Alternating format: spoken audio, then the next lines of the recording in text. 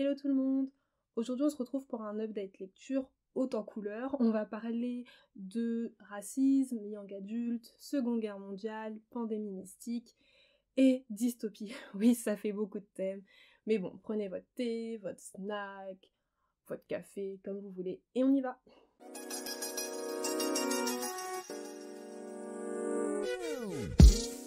Du coup, ce mois-ci, j'ai lu pas mal de livres, enfin pas mal, j'en ai lu 6, et donc j'ai lu Entre les lignes de Malorie Blackman, L'art de mentir de Roland Emmett, Les enfants de la plume de Laurie Dutriez, Église de Cos Westerfield, je sais pas comment ça se prononce, La pensée blanche de Lilian Thuram, et Yellow Jessamine de Caitlin Starling. Caitlin Starling, c'est ça. Donc on commence par Entre les lignes de Malorie Blackman. Entre les lignes, c'est la suite de la saga Entre chien et loup, pour ceux qui connaissent. Donc c'est le 5e tome de la saga. Et durant ce tome, on aura 2 histoires principales. La première histoire, c'est une histoire de meurtre. Et la deuxième histoire, c'est une histoire d'enlèvement. Les 2 histoires sont bien sûr intimement liées. Personnellement, j'ai été assez déçue par ce 5e tome. Je suis une grande fan de la saga originelle. Et là, j'ai pas trop vu le lien en fait entre les 4 premiers tomes et ce tome, et franchement je pense qu'il n'était pas nécessaire. J'ai fait une vidéo à ce sujet, donc je vous mettrai le lien dans le petit i là. Et surtout, j'ai un peu l'impression avec du recul que ce tome, il a été écrit pour faire la promotion de l'adaptation de la série. Je sais pas si vous avez vu passer l'info, mais la série a été adaptée par BBC en mars, avril, mai, je sais plus trop, 2020, donc l'année dernière. Et j'ai l'impression que ce 5e tome, il était là un peu pour promouvoir la série, mais c'était un peu pour surfer sur la vague, et finalement, en tant que grosse fan de la saga, j'ai pas trop kiffé, mais j'ai quand même hâte de voir la série. Elle est pas encore sortie en France, mais je pense qu'on peut la choper sur internet, donc je regarderai ça. Mais bref, pas fan du 5e tome. Par contre, si vous aimez peut-être les résolutions de meurtres, les enquêtes, tout ce qui est politique, stratégie, trahison, etc., peut-être que ça peut vous plaire, sachant que vous n'êtes pas obligé d'avoir lu les 4 tomes précédents pour lire ce 5e tome. En tout cas, je considère que les 4 premiers tomes ne sont pas nécessaires. On est sur une toute nouvelle intrigue. Il y a également eu un arbre généalogique avec les personnages principaux, leurs relations, etc. Donc je pense que cet arbre généalogique suffit à comprendre l'histoire, sachant que dans l'histoire, s'il y a des références qui sont faites à la trilogie, à la saga originelle, vous avez des flashbacks qui permettent de mettre un peu plus de contexte. Du coup, pour moi, c'est pas nécessaire. Si vous voulez testez. En tout cas, sachez que j'ai pas kiffé. Deuxième livre. Donc j'ai lu L'art de mentir de Roland Emmett. C'est un manifeste contre la propagande nazie, donc là on sort totalement de la fiction. Donc c'est un manifeste que j'ai reçu via Masse Critique de Babelio, je sais pas si vous connaissez. Donc Babelio organise une opération dans laquelle on peut demander à recevoir des livres gratuitement, et si on est sélectionné, on reçoit des livres. Donc comme je disais, c'est un manifeste contre la propagande nazie qui a été rédigé durant la Seconde Guerre mondiale par les résistants. Donc on a 3 parties. La première partie, c'est une introduction assez courte des résistants qui vont expliquer ce qu'ils vont faire, c'est-à-dire montrer que les nazis ne font que mentir. Ensuite, on a une deuxième partie qui explique les préceptes des nazis, et c'est tiré de Mein Kampf, donc on a beaucoup de choses à en tirer. Et troisième partie, il nous donne des exemples clairs en montrant ce que les nazis ont dit et à quel point c'est faux, en donnant des faits. Perso, je sais pas pour vous, mais moi j'avais jamais entendu parler de ce petit manifeste, que ce soit en cours ou dans les médias ou même dans les livres, etc. J'avais jamais entendu parler de ce manifeste, donc quand je l'ai vu passer dans Masse Critique, j'étais assez surprise et j'ai tout de suite voulu savoir ce dont il était question. Et je trouvais ça aussi très intéressant de lire ce manifeste, surtout qu'on a là un rapport de Trump, des fake news, etc. Donc je voulais un peu voir la génésis de tout cela. Je dis pas que Trump est un nazi, j'ai pas dit ça, me faites pas dire ce que j'ai pas dit. Ce que j'ai trouvé super intéressant, c'est que même à l'époque, donc sans réseaux sociaux, ils ont pu détecter les incohérences en fait qui avaient été dites par le gouvernement nazi. Donc je me suis dit, si maintenant à l'ère des réseaux sociaux, on n'est plus capable de les détecter, c'est qu'il y a un problème.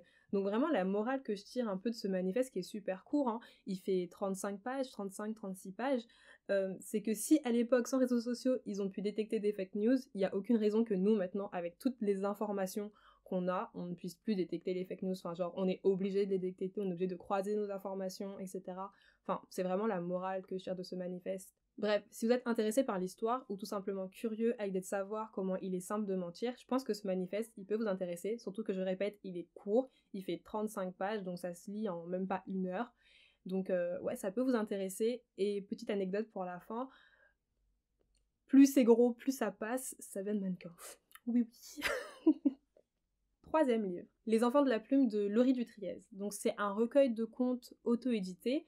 On a 15 contes et dans chacun de ces contes, on aura un personnage qui va rencontrer une plume maléfique qui va lui proposer de faire 3 vœux.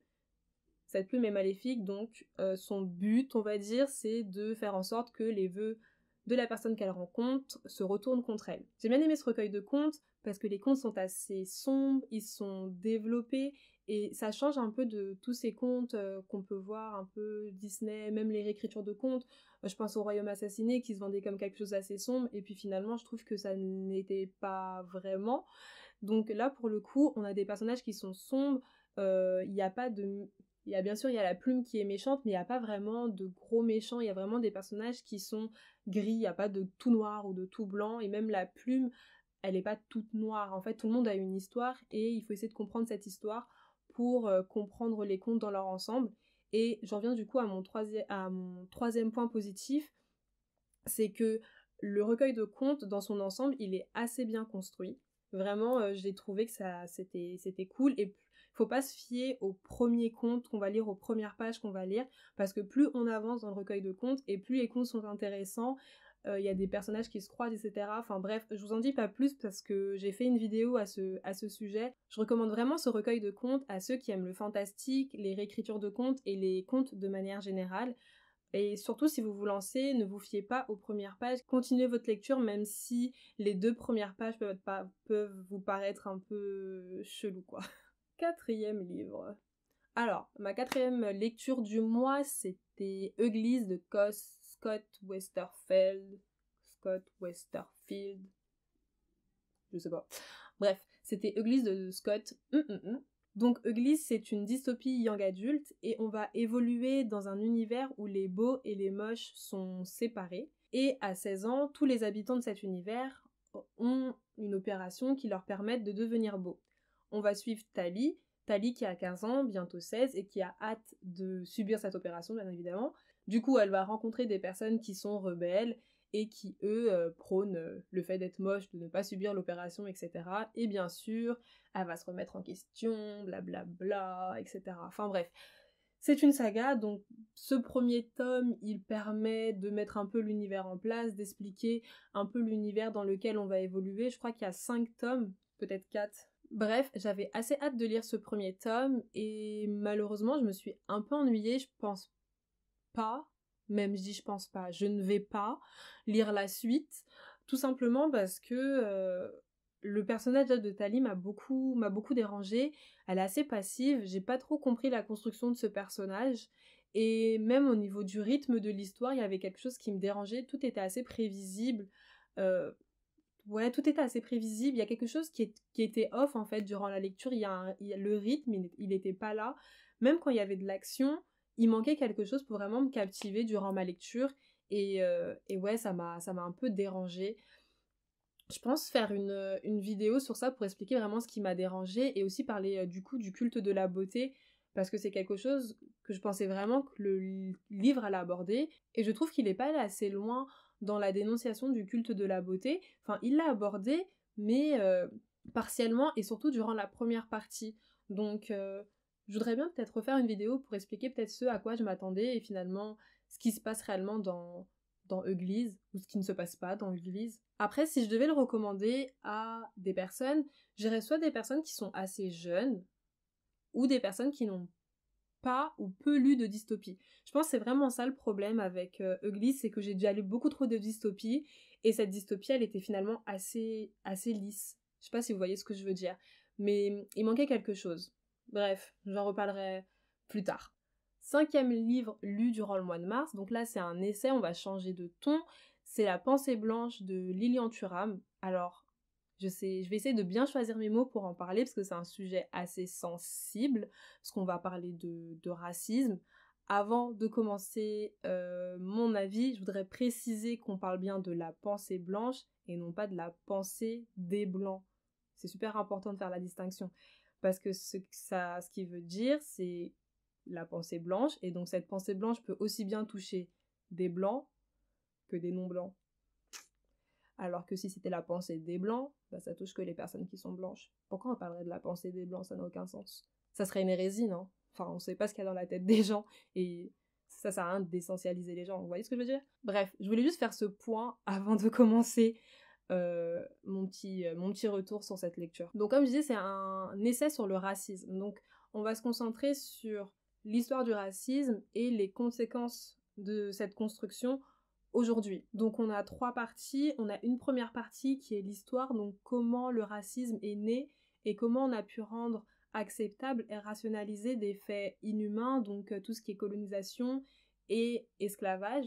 Et ensuite on a une deuxième partie qui est comment le racisme a encore des conséquences aujourd'hui, parce que qu'on le veuille ou non, finalement ces pensées racistes ont traversé les siècles et les générations, et du coup on se demande comment on a hérité de ce bagage raciste et comment on applique, c'est triste à dire, mais comment on applique, voilà, encore au quotidien, qu'on soit blanc ou non, encore une fois, ces pensées racistes au quotidien. Personnellement, j'ai beaucoup apprécié cet essai, c'était très documenté, il y avait beaucoup de sources et il dirige vers d'autres essais, donc j'ai trouvé ça super cool. Par contre, je trouve ça dommage que le titre soit la pensée blanche, parce que du coup, les personnes qui vont s'y intéresser seront des personnes qui sont déjà éveillées, qui essaient déjà de se documenter sur la question, alors que justement cet essai vise les personnes qui n'ont pas forcément conscience des dégâts qu'ont causé l'esclavage et la colonisation, alors qu'on sait que pour mieux appréhender le futur et le présent, il vaut mieux connaître son histoire. Donc du coup, je trouve ça un peu dommage. Le titre fait que les personnes qui vont le lire ne sont pas forcément les personnes qui devraient le lire. Je sais pas si vous me suivez sur ce point. En tout cas, si vous essayez de vous déconstruire sur la question, essayez d'avoir un peu plus d'empathie par rapport aux personnes non blanches, ou même essayez de comprendre un peu le lien entre la colonisation, l'esclavage et le racisme encore aujourd'hui, même si on voudrait tous qu'il n'y ait plus de racisme, en tout cas les personnes avec un bon fond voudraient tous qu'il n'y en ait plus. Donc si vous essayez vraiment de comprendre les liens entre passé et présent, et peut-être même futur, je pense que ce livre pourrait vous intéresser, sachant que voilà, il est vulgarisé, il est fait vraiment pour qu'on puisse comprendre, il y a des exemples concrets, c'est sourcé, enfin tout est fait pour qu'on puisse le comprendre. Donc faut pas avoir peur du titre, faut pas avoir peur du nombre de pages, et il faut juste se lancer. Et parlez-en autour de vous, essayez de savoir si les personnes ont le même vécu ou des exemples peut-être différents. Je sais que moi j'en ai parlé avec ma grand-mère plus d'une fois, on a pu en discuter, et puis elle s'est dit, ouais, effectivement ça m'est arrivé et tout, j'avais jamais fait le lien entre les deux, etc. Mais maintenant que tu le dis, effectivement ça a un trop à lien.